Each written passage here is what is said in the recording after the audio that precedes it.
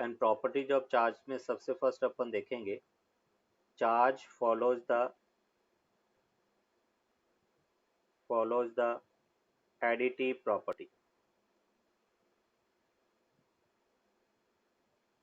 Charge को हम add कर सकते हैं additive property.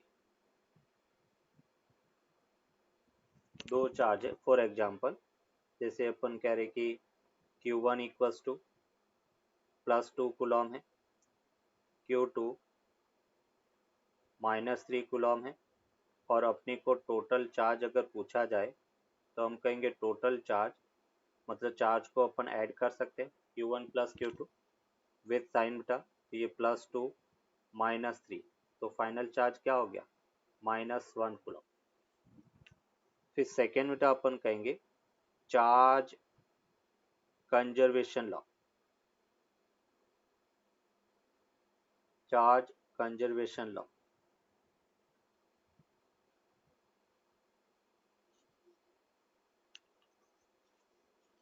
Charge conservation law, जैसे बेटा आपने 11th में हमने एनर्जी कंजर्वेशन लॉ पढ़ा था, लीनियर कंजर्वेशन लॉ पढ़ा था एंड मोमेंटम कंजर्वेशन लॉ पढ़ा था, और ये चौथा है चार्ज कंजर्वेशन लॉ। तो ये अपन कह रहे कि total conservation law in universe 4 law अपन पढ़ते हैं, charge conservation, linear momentum conservation, angular momentum conservation और एनर्जी कंजर्वेशन। तो चार्ज कंजर्वेशन लॉ क्या कहता है कि ये जैसे बेटा अपन कह रहे कि एक आइसोलेटेड सिस्टम है, एक आइसोलेटेड सिस्टम है, तो किसी भी आइसोलेटेड सिस्टम का टोटल चार्ज हमेशा कंजर्व रहता है।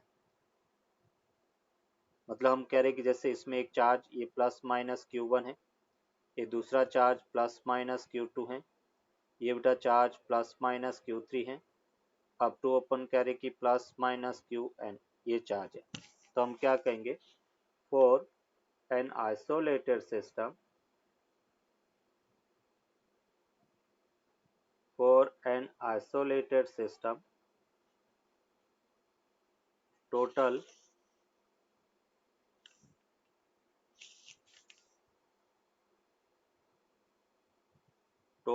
charge of the system remains conserved,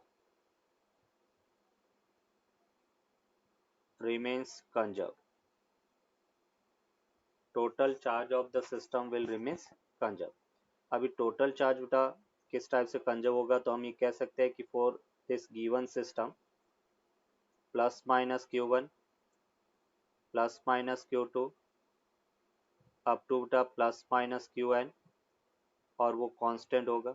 इस गिवन सिस्टम के लिए टोटल चार्ज हमेशा कंजर्व रहेगा, कांस्टेंट रहेगा। मतलब हम ये कह सकते हैं कि ±σQi इक्वल्स टू कांस्टेंट है।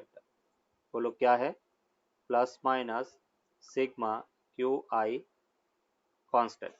मतलब कोई भी आइसोलेटेड सिस्टम है, उस आइसोलेटेड सिस्टम के लिए टोटल चार्ज हमेशा कंजर्व रहता है, टोटल चार्ज हमेशा कंजर्व रहेगा। क्लियर बेटा? कह सकते हैं कि कोई भी सिस्टम है, उस सिस्टम को गिवन चार्ज टेकन चार्ज के इक्वल होगा। जितना चार्ज देंगे वही तो चार्ज लेगा। तो हम ये कह सकते हैं कि किसी सिस्टम से अगर हम चार्ज लेते हैं या सिस्टम को चार्ज देते हैं तो given charge equals to taken charge के इक्वल होगा।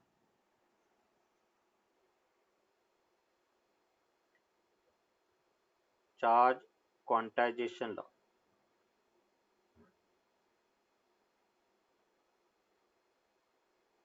Charge quantization law,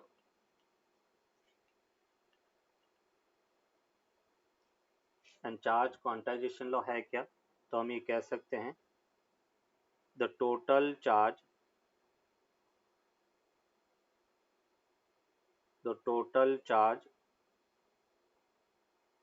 of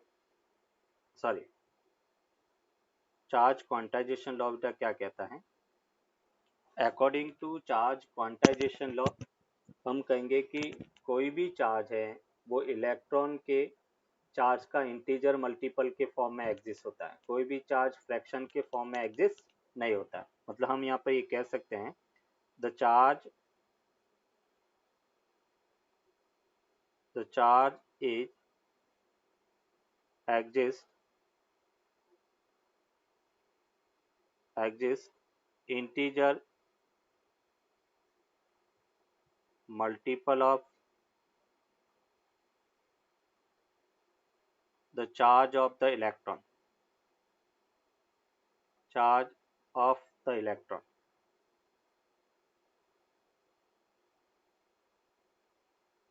Charge is exists integer multiple of the charge of the electron. Charge is always exists. Always exists integer multiple of charge of electron. मतलब हम ये कह सकते हैं Q equals to n e के equal होगा। Q equals to n e. यहाँ पे अपन कह रहे कि n जो है वो क्या है, that is minus infinity, -2, -1, 0, 1, 2 up to बेटा प्लस इन्फिनिटी। ये इंटीजर का सेट है। एन एनी इंटीजर है और integer minus infinity to plus infinity कोई भी हो सकता है। ई जो है वो बेटा है 1.6 इंटू 10⁻⁻19 कूलम। ये इलेक्ट्रॉन का चार्ज है। इलेक्ट्रॉन नेगेटिव होता है और प्रोटॉन पॉजिटिव होता है। तो अपन कहेंगे e equals to 1.6 into 10⁻⁻19 coulomb. अभी यहाँ पे कुछ पॉइंट करके अपन लिखेंगे। इस क्वांटाइजेशन लॉ से रिलेटेड कुछ इंपॉर्टेंट पॉइंट्स बेटा अपन लिखेंगे।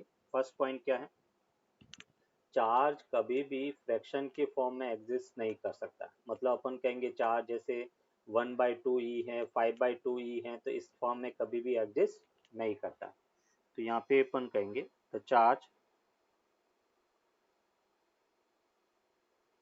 does not exist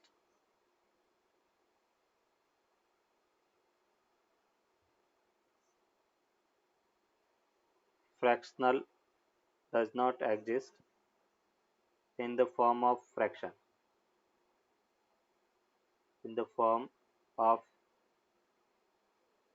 fraction। जैसे बेटा अपन कहेंगे फॉर एग्जांपल, अगर अपने को कहा गया कि 1/2 ई, तो उस फॉर्म में कभी भी एग्जिस्ट नहीं करता है। 3/2 ई है, 1.1 ई। चार्ज कभी भी फ्रैक्शन के फॉर्म में एग्जिस्ट नहीं करेगा। दूसरा बेटा अपन कह रहे कि जब हम मॉडर्न फिजिक्स की बात करते हैं, ध्यान से समझना इसको, according to modern physics, according to modern physics,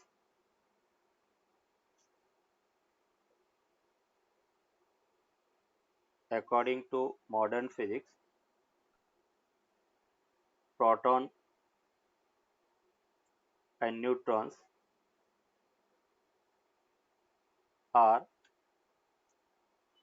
made of, protons and neutrons are made of quarks particle,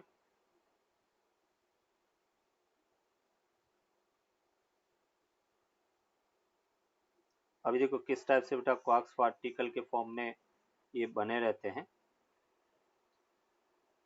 अभी जैसे बेटा हमने कहा है कि प्रोटॉन और न्यूट्रॉन क्वार्क्स पार्टिकल से मिलके बनते हैं। कैसे, अगर मैं प्रोटॉन की बात करता हूँ तो प्रोटॉन 2 अप क्वार्क और 1 डाउन क्वार्क से मिलकर बनता है।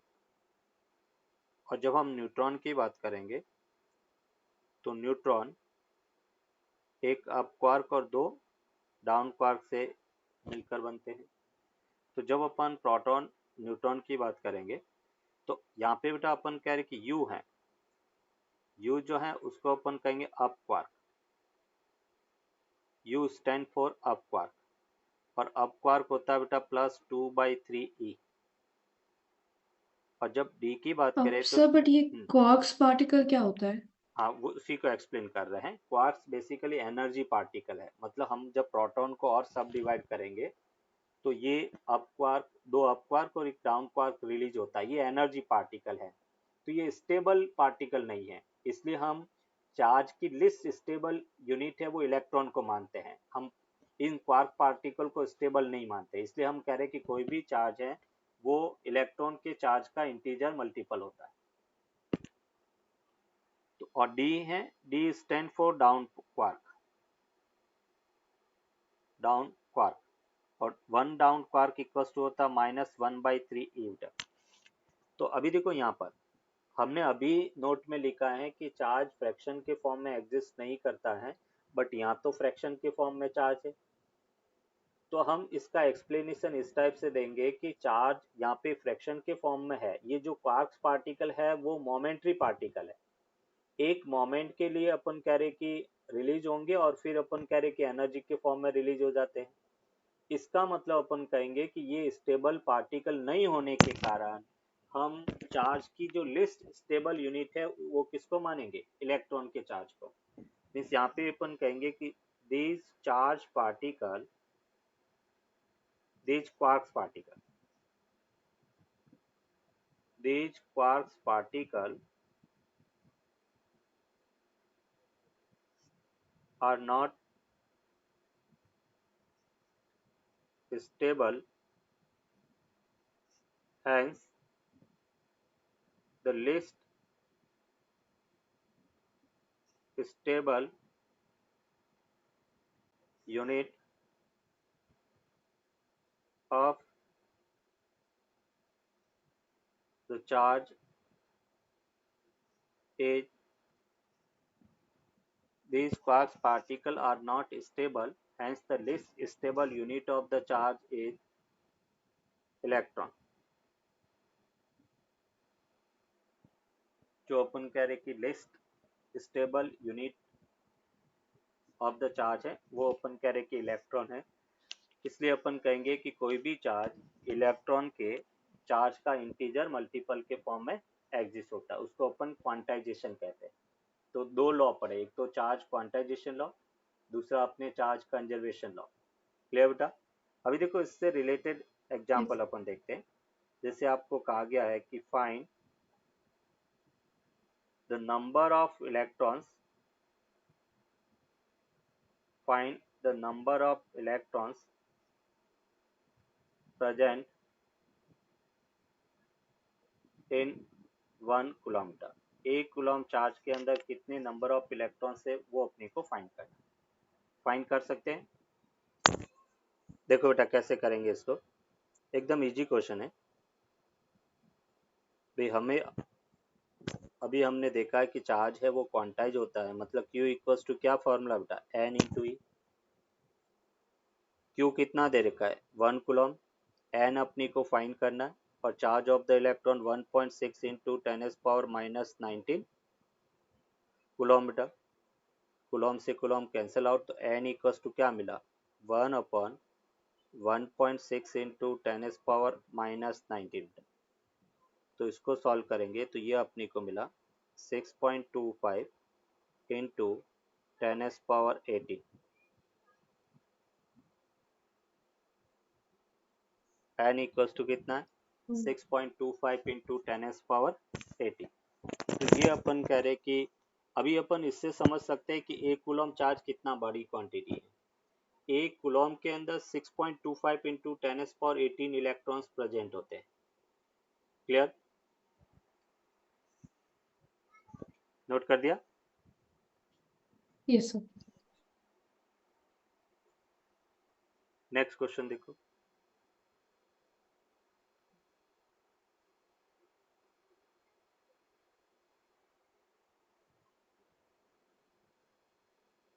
Find the total charge on a conductor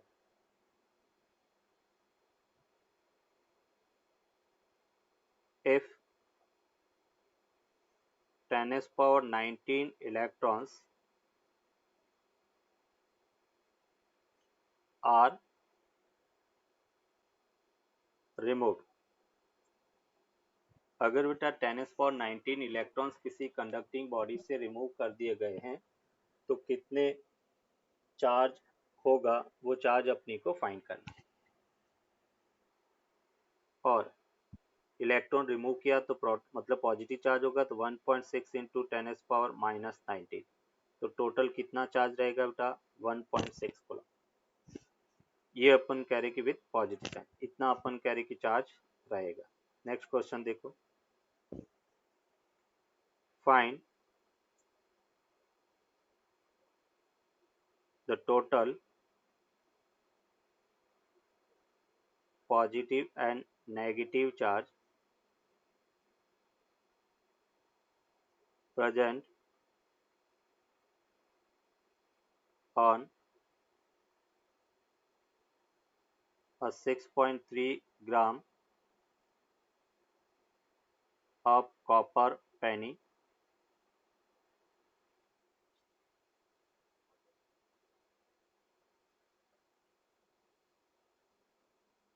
atomic number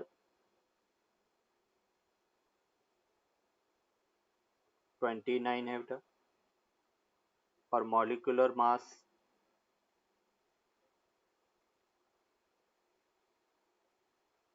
63 ग्राम है। ये बेटा क्वेश्चन, मॉलिक्यूलर मास 63 ग्राम है और एटॉमिक जो नंबर है वो 29 है और अपनी को कहा गया कि एक 6.3 ग्राम कॉपर है, उस पर टोटल उसमें टोटल पॉजिटिव और नेगेटिव चार्ज कितना होगा वो बेटा अपने को फाइंड करना। क्वेश्चन क्लियर है? यस। टोटल पॉजिटिव और टोटल नेगेटिव चार्ज अपने को फाइंड करना है। हम कह रहे कि कोई भी सब्सटेंस है उसमें एटम प्रेजेंट है तो एटम में प्रोटॉन होंगे और इलेक्ट्रॉन्स होंगे। प्रोटॉन है तो पॉजिटिव चार्ज प्रेजेंट है, इलेक्ट्रॉन है तो नेगेटिव चार्ज प्रेजेंट है। और जितना पॉजिटिव चार्ज होता है उतना ही नेगेटिव चार्ज, इसीलिए कोई भी सब्सटेंस न्यूट्रल होता है। तो अभी अपन कह रहे हैं कि जब हमें टोटल पॉजिटिव चार्ज फाइंड करना तो पहले तो मुझे ये फाइंड करना पड़ेगा कि टोटल नंबर ऑफ प्रोटॉन्स और टोटल नंबर ऑफ इलेक्ट्रॉन्स कितने हैं। वो कैसे फाइंड करेंगे? तो पहले तो अपन नंबर ऑफ मोल्स फाइंड करेंगे। तो नंबर ऑफ मोल्स कितने होंगे कॉपर के? तो नंबर ऑफ मोल की अगर अपन बात करें, मोल क्या होता है बेटा? Mass upon molecular mass. Chemistry में बेटा आपने पढ़ा होगा ये फॉर्मूला मोल्स का। तो mass upon yes. Molecular mass. Mass कितना है? तो अपन कहेंगे कि 6.3 ग्राम और मॉलिक्यूलर मास कितना है? 63। तो ये बेटा अपने को कितना मिला? 1/10, मतलब हम कह सकते हैं 0.1। ये टोटल नंबर ऑफ मोल्स मिला। अभी जब मोल मिल गया तो अभी हमें फाइंड करना है कि कितने नंबर ऑफ एटम्स प्रेजेंट है। तो एटम्स कितने होंगे? तो हम ये कह सकते हैं कि एक मोल के अंदर कितने नंबर ऑफ एटम्स होते हैं, एवोगैड्रो नंबर। तो यहाँ पे अपन फाइंड करेंगे कि टोटल नंबर ऑफ एटम्स बेटा, टोटल नंबर ऑफ एटम्स, और वो होता है बेटा number of moles into Avogadro number. Number of mole into Avogadro number. अपने काइनेटिक थ्योरी ऑफ गैसेस में भी पढ़ा था एवोगैड्रोस नंबर। तो नंबर ऑफ मोल्स कितना है? 0.1। एवोगैड्रो नंबर होता है 6.023 इंटू बेटा 10⁻23। तो यहाँ से अपने को मिला 6.023 इंटू 10⁻22। ये बेटा अपन कह रहे कि नंबर ऑफ एटम्स है। अभी बेटा अपन कह रहे कि एक नंबर ऑफ एटम्स में कितने नंबर ऑफ प्रोटॉन्स होंगे? एटॉमिक नंबर के बराबर 29। तो यहाँ पे अपन कह रहे कि अभी हम फाइंड करेंगे total number of protons, total number of protons, और जितने प्रोटॉन्स होंगे उतने नंबर ऑफ इलेक्ट्रॉन्स होंगे। तो number of protons equals to number of electrons, और वो होगा कितना बेटा? Number of atom into atomic number. अभी नंबर ऑफ एटम्स कितना है? तो ये बेटा है 6.023 इंटू 10⁻22 इंटू बेटा एटॉमिक नंबर 29। ये टोटल नंबर ऑफ इलेक्ट्रॉन्स और प्रोटॉन्स मिल गया। अभी हमें पॉजिटिव चार्ज चाहिए बेटा, टोटल पॉजिटिव चार्ज, और टोटल पॉजिटिव चार्ज क्या है, तो हम कहेंगे नंबर ऑफ प्रोटॉन इंटू बेटा charge of one proton 1.6 into 10⁻⁻⁹ की वैल्यू बेटा यहाँ पे रख लेंगे, तो हमें मिला 6.023 into 10⁻22 into 29 into 1.6 into 10⁻⁻⁹ Coulomb. तो हम इसको लिख सकते हैं 6.023 इंटू 29 इंटू 1.6 इंटू 10⁻³ कूलॉम। ये अपन कह रहे कि टोटल पॉजिटिव चार्ज है। अगर टोटल नेगेटिव चार्ज की बात करें तो सेम चार्ज होगा, केवल साइन नेगेटिव होगा, तो ये होगा -6.023 इंटू 29 इंटू 1.6 इंटू 10⁻³ कूलॉम। ये इसका आंसर है। इस टाइप से बेटा अपन टोटल पॉजिटिव चार्ज और नेगेटिव चार्ज फाइंड कर सकते हैं। तो हम ये कह सकते हैं कि according to Coulomb's law the electrostatic force between both charges, दोनों चार्जेस के बीच का इलेक्ट्रोस्टैटिक फोर्स, तो यहाँ पे बेटा इसको एज ए स्टेटमेंट अपन लिखे तो हम ये कह सकते हैं according to Coulomb's law, according to Coulomb's law, the electrostatic force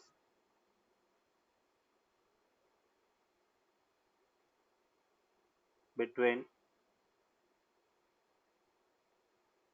both charged particles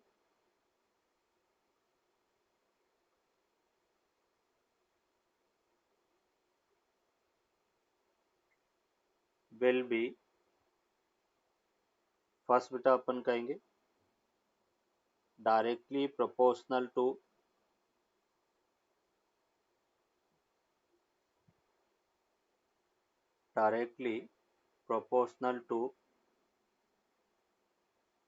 the product of both charges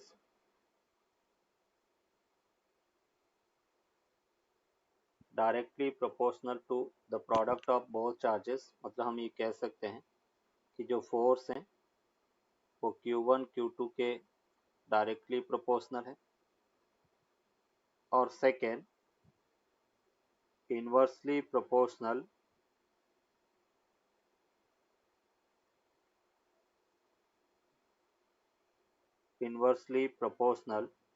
to the square of the distance between both charged particles।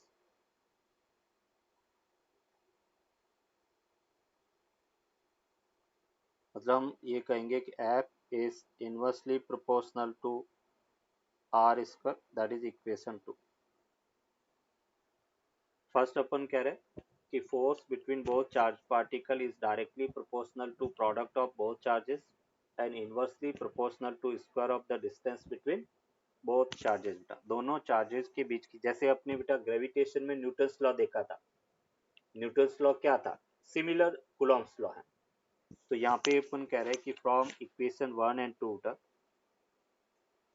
From equation 1 and 2, exam में पूछा जाए तो पूरा जैसे मैंने लिखवाया same as it is लिखना बेटा।